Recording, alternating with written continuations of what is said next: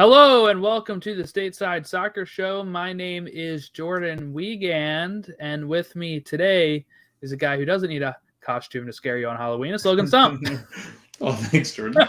Really appreciate that. That was off the top of my head, too. Yeah, that was good. Really good, yeah. Yeah, I don't have any comeback. I've been flattened, to be honest with you. Now, you know what, though? I think I'm painting a probably incorrect picture for the audio listeners. Go to the YouTube and see what a catch Logan is. Yeah, thank you. Nothing like a 40-year-old hairline on a 28-year-old. Hey, makes you look distinguished. Distinguished gentleman. But yeah, we have our friend Matt, who is on our Stoppage Time Soccer Show, is a catch as well, and he just got caught. Yeah, he with did. His pants down. He's getting engaged. Yeah. So, congrats to Matt. Yeah, it's Jordan and I are married, both to our lovely wives, and they're both big listeners of the show. Every day, probably listen to every minute. I know Ashley's really up to date on her Orlando Joy City stuff. Listens to it every day. Like she will re-listen to the other ones. All 5 of Jordan's podcasts must really just eat Joy's day alive, just because there's just so many of it. But yeah, that's pretty interesting. Yeah, but you know who can't? I'm going to use the same segue as Tom. You want to know who we can't congratulate? Who's Kevin that? Gilmore, who steps down from CF Montreal president and CEO. Maybe he's happy. Effective immediately, but he's going to remain as a consultant till the end of the 2021. Hey, is that a real thing? Like, will he quit, really step down, and then if people are like, we got to call Kevin about this. Like, is he an actual consultant, or is it like a this sounds good type of thing? I think what it ends up being is they'll probably call him and go, dude, do you know the combination for the door lock? Because we can't seem to get into this one closet in the back of the shed out in the practice academy. So we can't get into this. What'd you do with that? No, I can't imagine Jordan. Like, he puts it on his resume. I consult it. Yeah. Could you imagine stepping down from the position that you're currently in and saying, you know what, I'm going to be a consultant for the company, and they're going to continue to pay me for my efforts until the end of the year, and I'll fill out my contract, and if they need me, just give me a holler. I'm pretty sure that, I'm pretty sure that Mr. Gilmore is floating away on his probably his yacht into the ocean as he celebrates the upcoming fall festivities and seasons, I guess. Holidays. Seasons come and go. So let's go ahead and look, we've talked about we've talked about in the past like what that has done for Montreal fans, right? So I didn't realize this, but Kevin Gilmore worked for the Walt Disney Company at a certain point, and he also worked for the Montreal Canadiens, LA Kings, and Anaheim Mighty Ducks. So I'm wondering if he was a member of the Anaheim Ducks team, like when Disney owned them. That's a good point. Another good point, I guess, would be the fact that maybe Shapek's stepping down. Oh yeah, that's his next job. Yeah, that's his next job. We're really screwed then. He's going to change the name from Walt Disney World to Gilmore Disney World Impact. or something. Oh man, oh gosh. To something more generic, more worldwide appeal. It'll be called IP Park. IP Park. Yeah, just tons of intellectual properties scattered throughout. But enough Disney, I guess, because people don't need to hear our opinions on that, I guess. What we wanted to cover today, of course, was the weekend results that had happened and the midweek results that had happened, and we also have who can clinch the playoffs. We have a game going on tonight, right? At least one. Yeah, we do. What do we have here? LAFC tonight against Vancouver, and that game is going to be played at the Bank of California Stadium. So yes, a big. And then we have 5 tomorrow. So we'll preview those. Some teams can clinch playoff spots today and tomorrow. And then we have Sunday, which, is before we record next. And I think we decided we are going to be doing Eastern Conference. Are we going with the East then? I think that's a East. 1 o'clock kickoff? Yeah. 3 o'clock kickoff? What time is that? 3 o'clock, I think, 3 o'clock. around the that's nice. Eastern That'll be a little early. Mm. Right? Yeah, so we might go live for that. Twitter now lets us go live too, so you can just check us out there or the YouTube when we go live, and we'll definitely tweet it out if when we do. But so let's go ahead and talk about who can clinch. So Atlanta can clinch a spot with a win versus Red Bulls. They can also clinch a spot if they tie versus Red Bulls and Montreal lose or tie versus Houston. Now, Red Bulls have a week, and that is win against Atlanta. Then they clinch a spot in the playoffs. So here's what Orlando needs to clinch without playing. Montreal lose or tie versus Houston. If we look at the standings, Orlando with the draw against Nashville was almost a certain clinch, right? We were talking about this via text, but because Montreal has a game in hand, and also plays against Orlando in that last game, the 34th game, if they win both of those, they would have 49 points, which would put them above Orlando. Now, also that Orlando is still in 5th place, they could still not have a problem. Right. They're like DC is 4 points behind with 1 game to go. So that's really why Montreal has to draw or lose, and Orlando can clinch without even playing a game. And I ask you, our resident Orlando season ticket holder and fan, is that what's going to happen this week? I mean, they're playing against a Houston team that has not really been good. I was going to say, the one advantage about Houston is they're playing for nothing except just to spoil. And spoilers are always fun because I think there tends to be some more excitement for them because they finally have a game to play for a reason. And, over the last couple of weeks, they've not really been playing for a reason. I would say that Montreal should be aware of what's going on. But I do think that Montreal, given them circumstances, I do think they know going in that they've got to beat this team in order to keep their playoffs alive. And I do think that Montreal win against Houston. I just don't see where Montreal let this game spoil. And plus, any sports team that I touch, it tends to go to sour immediately. So I'm going to go with that Montreal wins, and then it'll be a really fun game between Montreal and Orlando. Because that's definitely one that we'll be talking about on Sunday when we go Eastern Conference live. Because that one is probably going to have the biggest implication directly. If Montreal, and here's the thing, if Montreal can win tomorrow night on Wednesday, then, and I think neutral fans should want that, right? Yeah, I think so. I think they should, because then that'll put so much emphasis on Orlando versus Montreal. And it's like, okay, now here it is. Like, you can either, Orlando would only need a draw at that point. Both those games being in Montreal, so again, that could be a blast and a half. If I'm kind of rooting for it, I don't want to. And they got rid of their CEO, right? So I don't know if that affects anything because he's still consulting. Yeah, but we'll see, I guess, on how that does.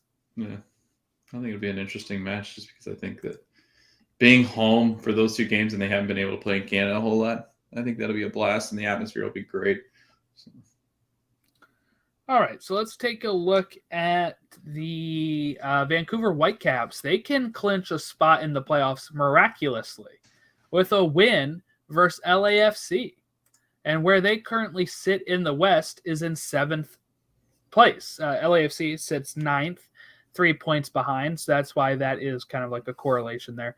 They won't be able to catch LAFC would not be able to catch them anymore. And I guess RSL would not be able to catch them anymore either. So, maybe technically, but yeah, well, I'm going to trust what they have here. Because that put them at 50 points with 1 game to go. RSL still has 2 games to go and at 45. So they could still. Well, Vancouver, yeah, it's weird that they'd be able to clinch with 1 game to go then. Whatever. I'm guessing it's just because LAFC would be knocked out, but I do wonder about RSL then. But whatever. Now, that's it that can clinch a berth. So what we're looking at next is clinching a seed. Okay, so Nashville will clinch a top 4 seed if Atlanta loses or draws with New York Red Bull. Philadelphia will clinch a top 4 seed if Atlanta lose or draw versus New York. So there you go. That is your seedings right now. That's it. Like, those are the only 2 teams that can clinch a seeding spot. Would be Nashville and Philly, who New England is the only one that's really clinched their spot in the East. Everybody else is in. Philly, Nashville, and NYCFC are in the playoffs. They just haven't been able to clinch a top 4. Mm-hmm. And NYCFC still can't. Okay. Who can be eliminated this midweek here?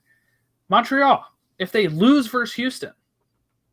Or if they draw versus Houston and New York Red Bull and Atlanta draw.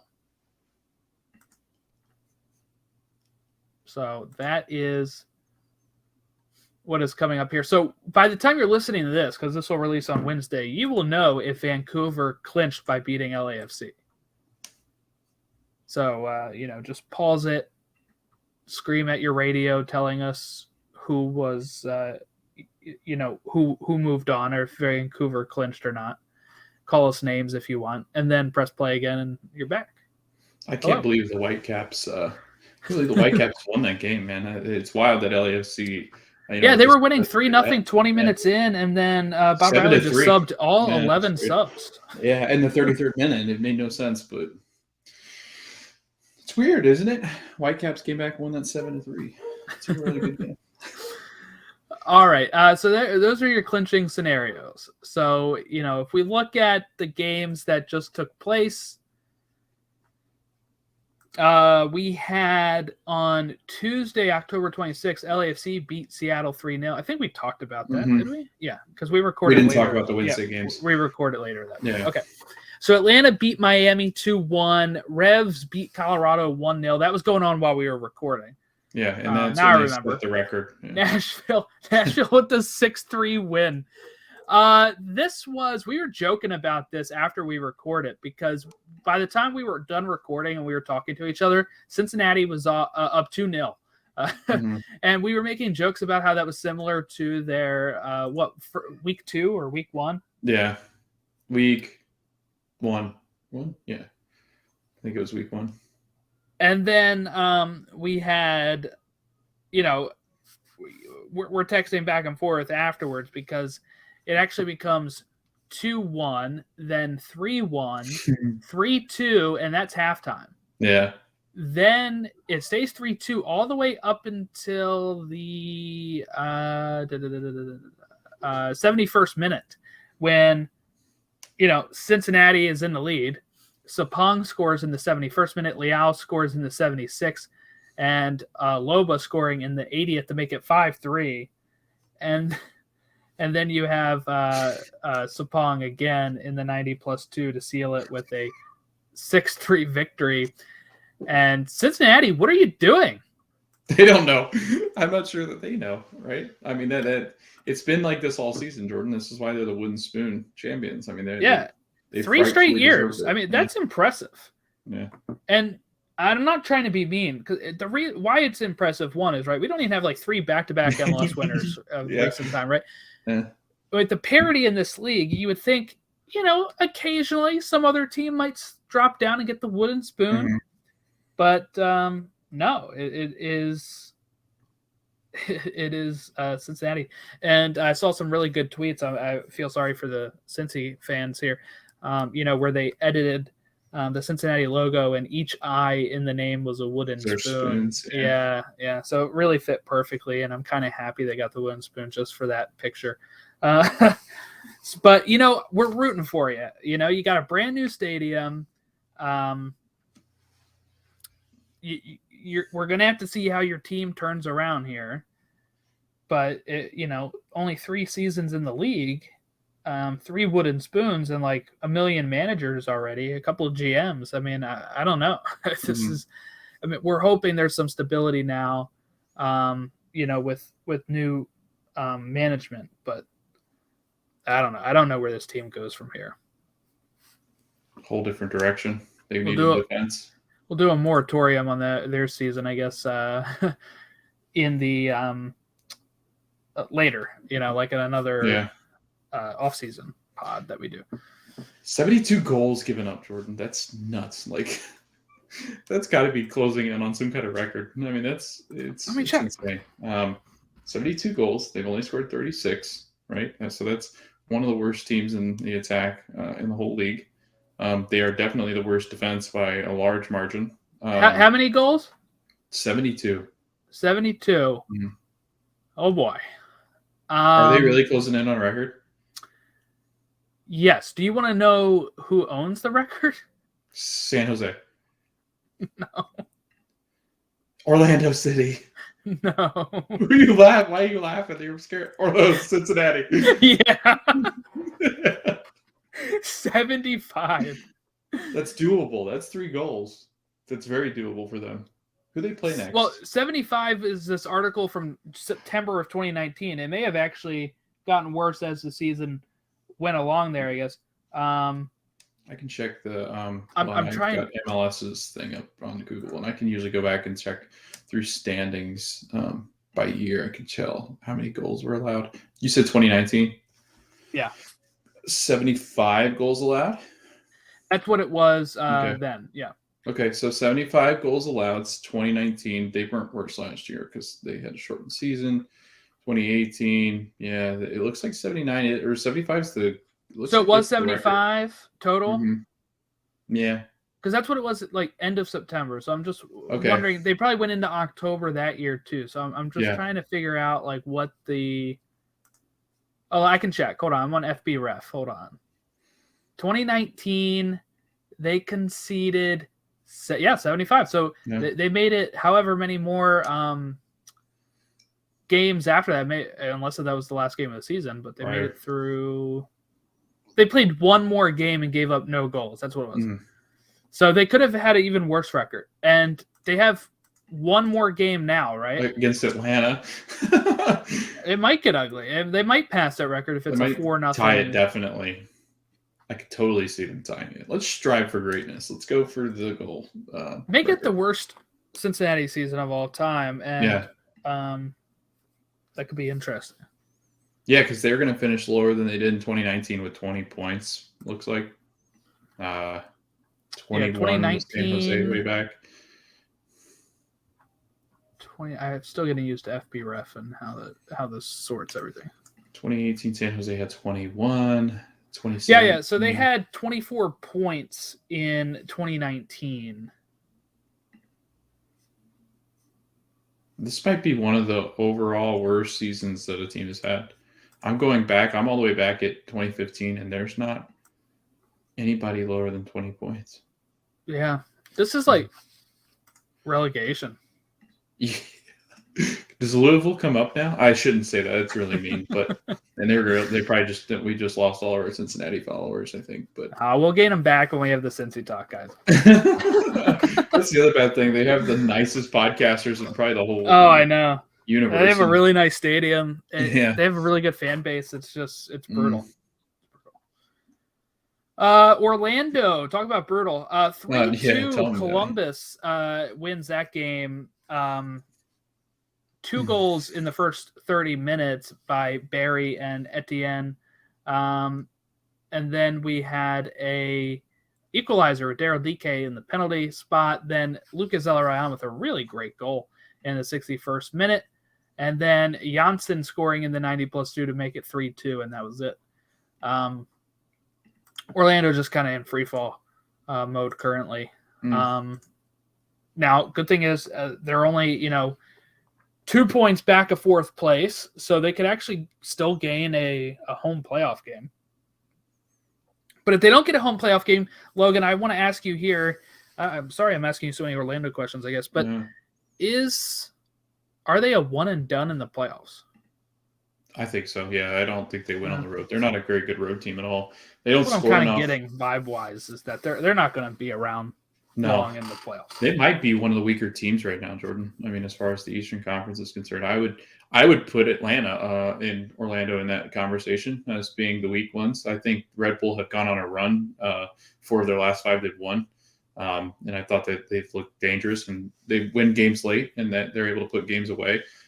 So I think that actually Red Bull look better than NYCFC looks fantastic. Nashville looks okay. They're kind of slowing down a little bit. Philly actually looks better than some of them. So I think, when you really look at it, and New England's just kind of been playing in cruise control. So yeah, I would say Orlando. If I had to pick, I'm going to say Orlando is probably the worst playoff team right now, even though they're sitting in the 5th spot. I can see that, I guess. Yeah. They just can see. I mean, they were one of the best defenses. Now they're even in goal differential. I mean, that's how bad it's been. Their defense has just not been good, and Gallese is not as good as he once was, and they had some injury issues with him, and he's missed games because of Peru, and so it's just not been good at all. They definitely need better defenders. They do, and they've fallen off quickly. Yeah, it's scary. Antonio Carlos is probably no Schlegel bagels recently. Yeah, no Schlegel bagels. lots of Einstein bagels are thrown somewhere else, but probably throwing them all out. I guess waste or food poisoning. I don't know. Yeah, I don't know. Orlando can't keep anything out. I don't know if they're throwing out anything. Okay. So that was a result there. Columbus. You predicted a draw there, but Columbus got the win. DC United beat Red Bull on the 27th. That was a pretty good result there for DC to keep them afloat here. They have, they are only 2 points behind Red Bull as it currently stands. Montreal beat Forge FC on penalties for the Canadian Championship play that they were in. Then we had NYCFC beat Chicago 1-0, not really surprising. Toronto drawing with Philly. Philly had a lead. Toronto then equalized and took the lead, and then Philly equalized. That was an exciting game. RSL beat Dallas 2-1. SKC beat LA Galaxy 2-0. Then we had Portland versus San Jose 2-0. And then Vancouver over Minnesota 2-1. So where we kind of stand here in the standings in the West, Minnesota, who was out of the playoff spot or flirting with out of the playoff spot, is now in 5th. Yeah. Right. Portland's in 4th. Portland can have a home playoff game. That'd be insane. LA is on the verge of falling out of the playoffs. I mean, RSL is only 2 points behind with a game in hand. Vancouver is equal on points with a game in hand. It's a little nerve-wracking if you're LA Galaxy. But, Chicharito did score last night with a draw for the Galaxy versus Sounders. Then we had Monterrey win the CONCACAF Champions League versus Club America 1-0. Then Saturday we had some games. We had NYCFC beat Inter Miami 3-1. San Jose beating RSL 4-3. Red Bull beating Montreal 1-0. Atlanta with Toronto 1-1. Columbus smashing DC 3-1. And Dallas over Austin 2-1.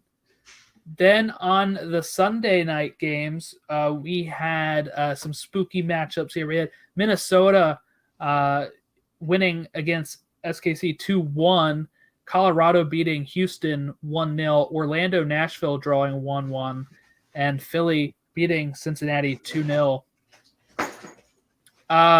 So SKC lose, and we get, I don't know if you saw this, Amado Dia, right, who plays for SKC, defender, makes an awful tackle on Reynoso, somehow gets a yellow card, and I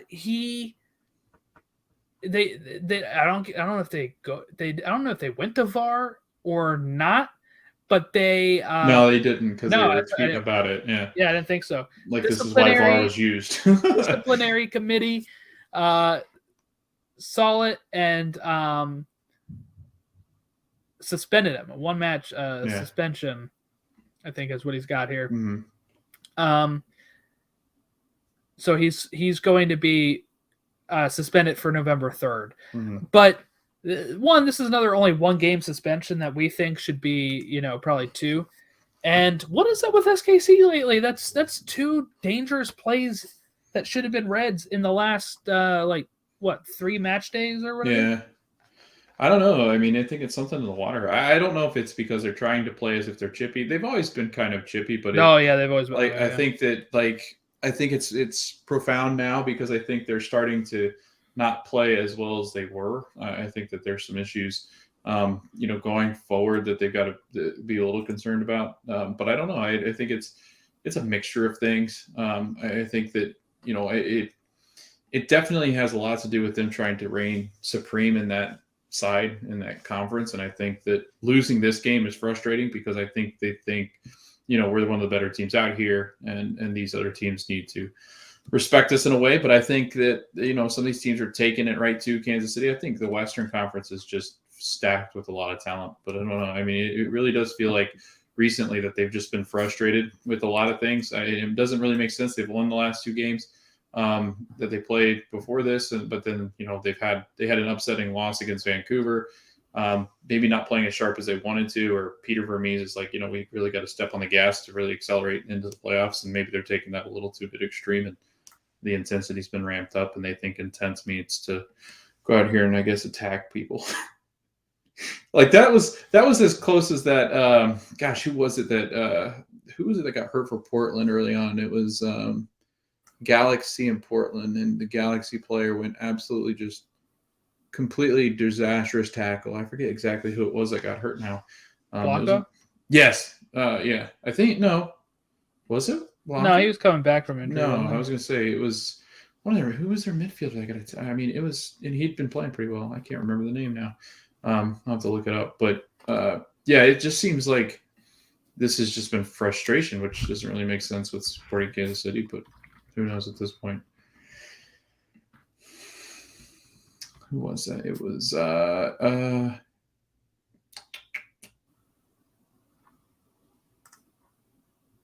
it was Andy Polo. That's who it was. Yeah. Yeah, that's who it was. Okay. So I don't know the answer to that. So I'm not sure what's going on with them. Because I don't have too much to be frustrated about. I don't think. I just think they're careless. But Reynoso is very lucky he didn't have like a career-ending injury or a season-ending injury on that. That's for sure. Okay, so that's all the results that have happened so far. Yes. So we have Seattle and LA, which was like I said, Chicharito scoring, who missed a lot of time, but still had like 15 goals. Chicharito had 20 matches, 15 goals. That's pretty great. 19 starts. That's wild.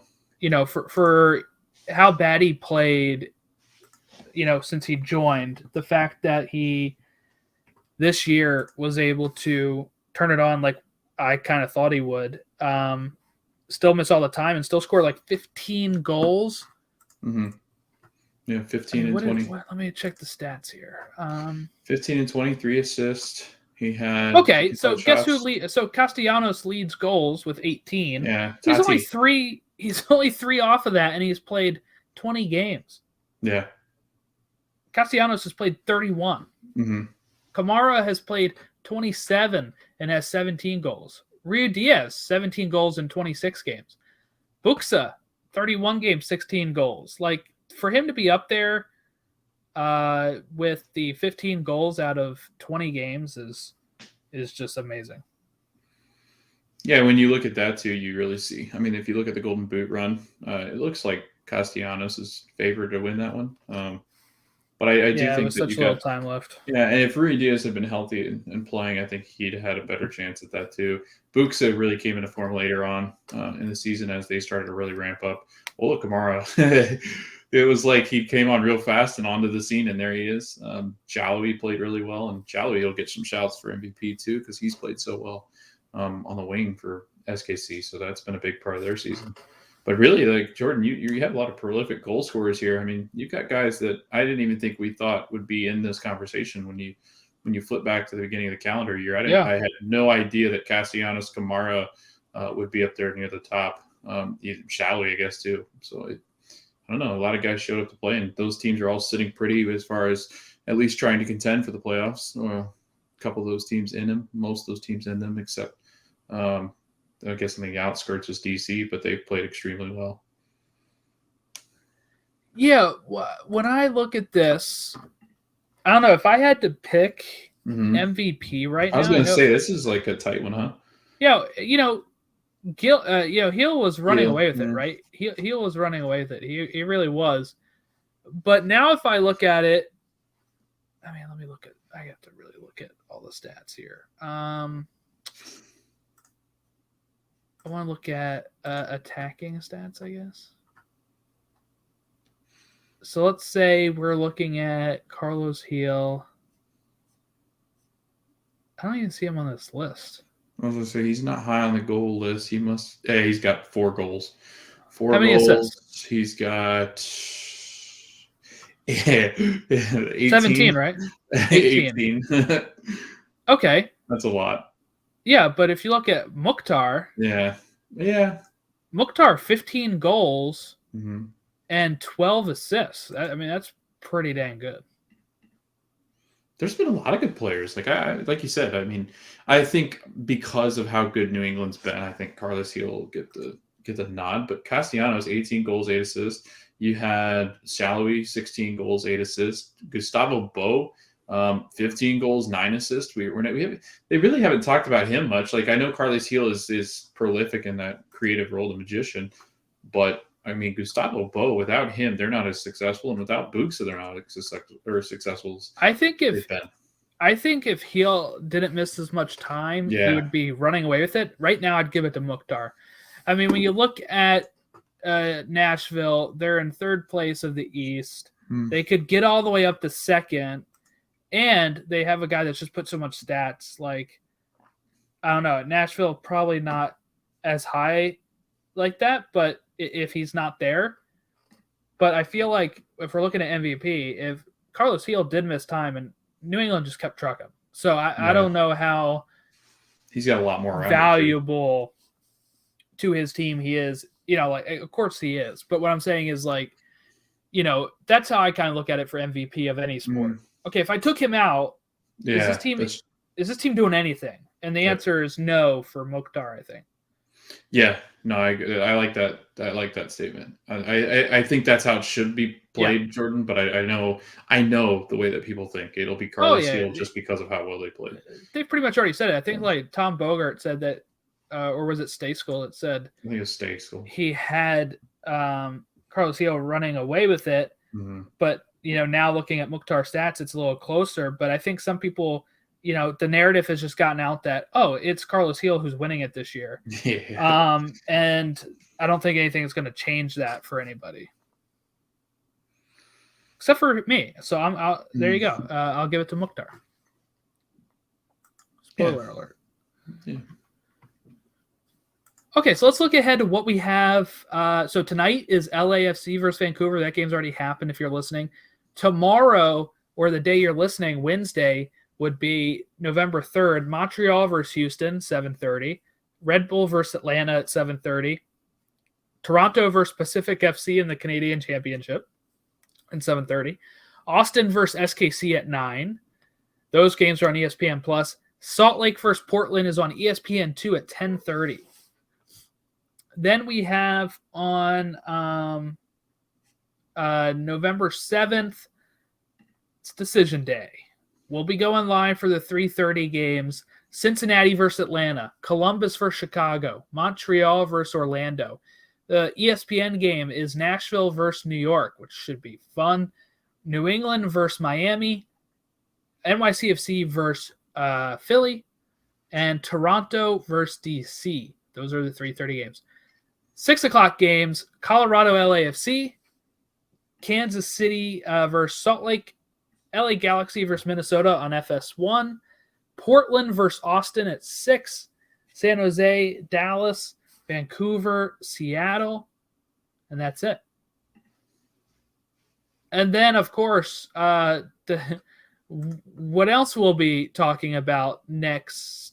Well, next episode we'll be talking about Decision Day, and then we'll be leading up to the USA-Mexico game and the USA versus Jamaica game. So, which is behind closed doors, too. The Mexico, the USA Mexico game, USA Jamaica. Sorry.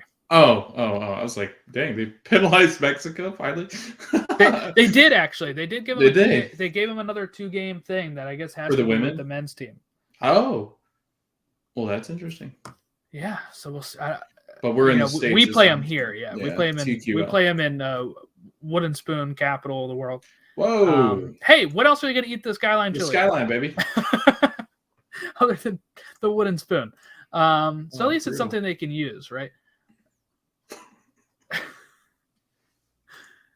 Sorry, roasted them today. You really did. Playoffs start November 20th.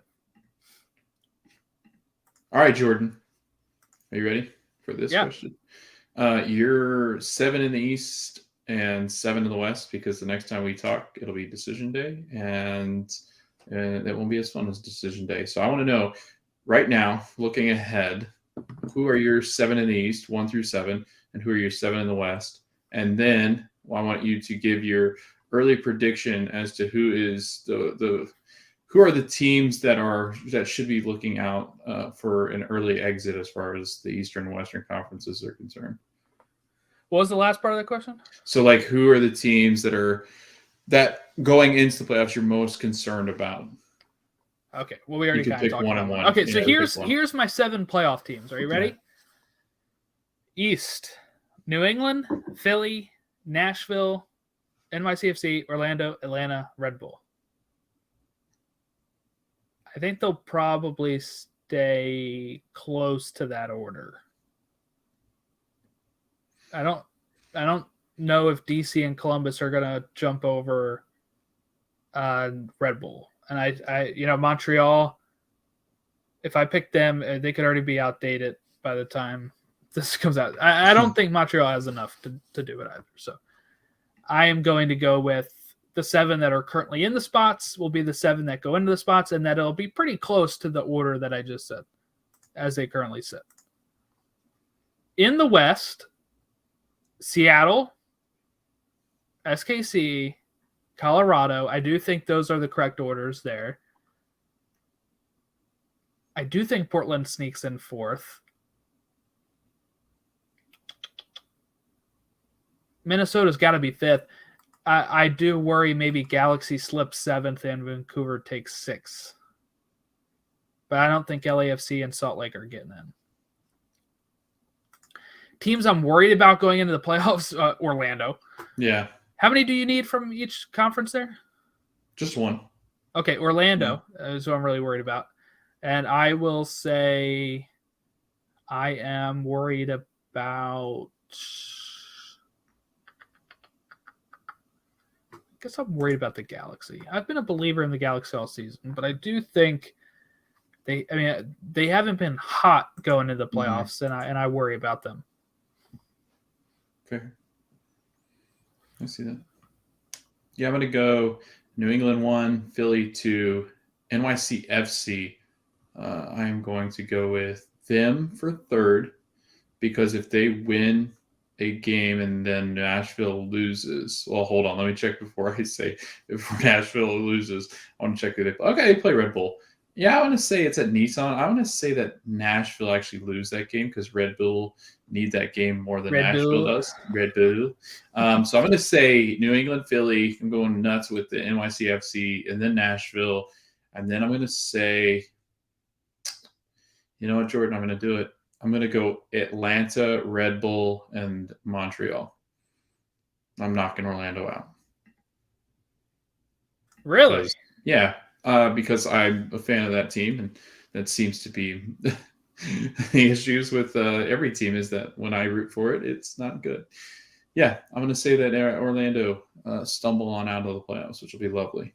But they deserve it. I think Montreal actually deserves to be. They've played better, honestly, I think. So Orlando starts hot. Montreal's played a lot better than most expected. And I think Montreal, having 2 home games in Canada against 2 weak teams in Houston and then playing Orlando, who has not been great on the offensive side or the defensive side, I think it's going to be a little bit difficult. And then obviously I'm going to be concerned. I'm going to go with, I'm going to go with Atlanta for a team I'm concerned about. They haven't been as sharp as they had been. They were really making a surge, and they had a really weak schedule coming in, and they're still kind of sitting in that 6th spot. And I think that, they're still in territory where they could drop out of the playoffs if things go and shake out right. But I think that if you're looking at a team, I think Atlanta would then be the team I'd be concerned about. If Montreal wins 2 games, they're coming in a little hot, and they've got their goalkeeper back. So I think that that's a big thing. Western Conference, I'm going to go Seattle, SKC, Colorado, and then I'm going to go Minnesota, Portland. So I'm going to say they swap places. And Minnesota and Portland play each other, I believe. Or no, Minnesota plays LA and Portland plays Austin. I'm going to say that they stumble up against Austin for some reason. They can't defend. So I'm going bold. Minnesota, Portland, and then I'm going to go Vancouver, RSL. I'm going to say Galaxy and LAFC miss the playoffs. Just for the heck of it. Why not? Because this league is wild. So they have a question on MLSsoccer.com I want to pose to you here. What team would be the biggest disappointment if they miss out on the playoffs? So Columbus Crew. Yeah, that's what I was thinking. It's got to be. There's 2 answers: LAFC and Columbus Crew, right? LAFC, everybody thought was going to be hot. Yeah. And when you look at Columbus Crew, everybody thought they were going to run away with the East, and that they're the reigning champs, and the fact that they might get knocked out, even though that's kind of usually a thing for MLS, not to really make it far after winning it. So maybe not too much of a surprise, but I think with how much people built them up, it's got to be those 2 teams, right? Yeah. I mean, Columbus had a lot of injuries, like their grocery list of injuries. While they do have depth, it would be kind of shocking. I would say that if you're calculating if you're starting at the beginning of the season, I would definitely say Columbus just because of how good everybody thought they were going to be. But if you're talking about overall the script, I think Vela's been healthy enough to where LAFC, there's no way that they should have missed the playoffs. And especially with the Oranga coming in, I think that there's been, there's been issues with the team that I think that are deeper lying than maybe some of the fans want to admit. But I think, giving up 45 goals in the West and not having one of those tight defenses that you really need to be one of the top teams in the West, that's been an issue and struggle for them. But having Vela kind of iffy every once in a while, and he's a world beater, but again, they just seem to have been hitting all the wrong notes all season. And I think it started out with the Vela injury where he pulled up lame against Austin. And then, Bob yanks out Vela because he thought he was hurt. So I don't know. It's been rough for LAFC. But Jordan, besides those 2 teams, because I think those 2 teams are obvious, I would also argue that I would be pretty disappointed if I was Dallas. I mean, to finish 11th they thought they were a cusp playoff team and maybe even pushing up for 5 and 6. Like I'd argue that they've had a pretty rough season. And they've also had to sell Tanner. And I think that Pepe's gone by no choice of his own, but he's going to be gone as well. And see 6-7, we had him there. But they've been really disappointing, to be honest. I mean, it just doesn't seem like they've got what they need. They had to go in and fire Lucci, selling all their players. Paxton Pomical's been okay, but not brilliant. They were hoping that he'd have more of a resurgence. He hasn't. And, they've got this kid that's just sitting there that won't be there come January. So that's kind of disappointing. Now I'm kind of hoping Galaxy slipped to 7th because I had them 7th. Like that would be pretty great. I nailed Houston too right now. Houston's in 12th. That's what I had. That's what we both had. So that'd be interesting. Okay, quick little things here. Pat Onstad is now the Houston Dynamo General manager was announced Monday morning. He used to be a goalkeeper there. He won the back-to-back MLS Cup titles in 06 and 07. So I saw him win one of those titles in DC because it was back when they did neutral finals. That I saw the 2007 Revs versus Houston final in RFK Stadium. So but so he's a club legend going back there. We'll see how that goes with them. And of course, Jordan Morris came onto the pitch yesterday for the first time since he tore his ACL at Swansea. So congrats, Jordan. And there is supposed to be a USA friendly in December with mostly MLS players. So maybe we'll see Jordan Morris there. Be exciting. I'd be excited. Anything else before we head out of here? United States is going to play friendly against Bosnia-Herzegovina, or however you say Bosnia-Herzegovina. Yeah. December 18th to kind of prep. This will be a friendly, just to stay sharp for the January window that's coming, because that January window might actually be the one, right? The one that tells you how we're looking and if we're really solid to qualify. This next one's huge, but I would say January is like the over the hump. If you go through January and play well. So that's pretty big. That'll be playing in LA. And that'll be a fun one because we don't usually get to see teams from Europe. So it'll be a good game or a good match, and looking forward to the US game and US team that's getting ready to play, and maybe all these transfers that are getting ready to happen. But a couple notes. Adam Buxa had a foot injury. I don't know if you saw this, Jordan. They don't seem too concerned. They think that he's going to be able to play through it. So there's not huge concern there. Raul Ruiz-Diaz did return. He scored the Panenka penalty against who did they play last? They played was that Minnesota? Why am I blanking? Who did Seattle just play? No, they just played LA Galaxy. Yeah. LA, that's who it was. Yeah. But he's returned from injury, and I think there was there one more that was like, I thought there was one more. Maybe I'm just blanking, but yeah. We didn't talk about Paxton, dude. Oh yeah, Paxton scored. He did. He's been doing well. Curtin's been playing the kids a lot more. It's been helping actually. It's just been helping overall to get them settled and ready to go with it, because it is something that was a little frustrating at the beginning of the year when you have all these kids that are ready to go, and they got to give time. You got to give them time to be able to be ready to go. Right. Lately they've been getting it, so hopefully that helps going into the playoffs. But it feels pretty good. All right, so I guess that's about it. If you want to follow us, you can give us a good follow on Twitter at Stateside Show, Instagram at Stateside Show, Facebook.com/Stateside Show, or email us at statesideshow@gmail.com. We have merch available too, if you like that, for all of our shows right now. We have some merch available. We have, if you want to leave us a review on Apple Podcasts, that would help other people find us. But other than that, have a great rest of your week, and we will catch you all on Decision Day.